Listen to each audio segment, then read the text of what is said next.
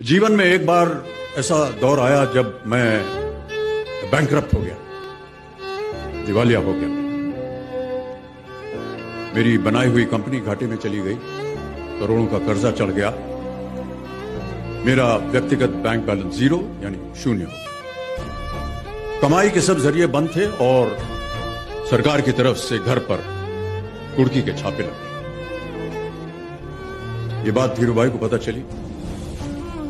बिना किसी से पूछे या जाने उन्होंने अपने छोटे बेटे और मेरे मित्र अनिल से कहा, इसका बुरा वक्त है, इसे कुछ पैसे दे दो। अनिल ने मुझे आकर ये बताया, देवी और सज्जनों, जितना वो देना चाह रहे थे उससे मेरी सारी दुविधा और परेशानियां खत्म हो जाती। उनकी उदारता पर मैं भावुक हुआ, लेकिन मुझे लगा कि मैं उनकी उदारता को स्वीकार न कर पाऊं। ईश्वर की कृपा रही और कुछ संकट के दिनों के बाद समा बदला, काम मिलना शुरू हुआ और धीरे धीरे मैं अपने सारे कर्जे उतार पाया। एक शाम धीरूभाई के निवास स्थान से इवेंट पर एक दावत के अवसर पर मुझे भी आमंत्रित किया गया। तो ऊपर लॉन में एक तरफ धीरूभाई बड़े से मेज पर अपने कुछ मित्रों, बड़े फाइनेंशियल और कॉर्पोरेट वर्ल्ड के दुनिया के दिग्गजों के साथ बैठे बात कर रहे थे। मुझ पर नजर पड़ी तो मुझे बुलाया और कहा, यहां मेरे साथ बैठो।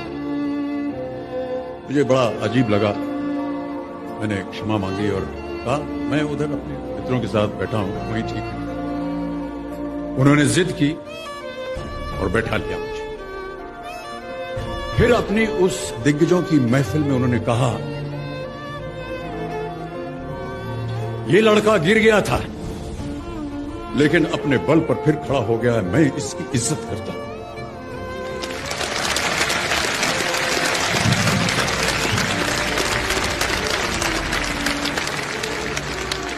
उनका ये व्यवहार और उनके वो शब्द मेरे लिए उस धनराशि से हजारों गुना ज्यादा मूल्यवान थे, जितना कि वे मुझे मेरी संकट से बाहर आने के लिए देने के लिए तैयार थे।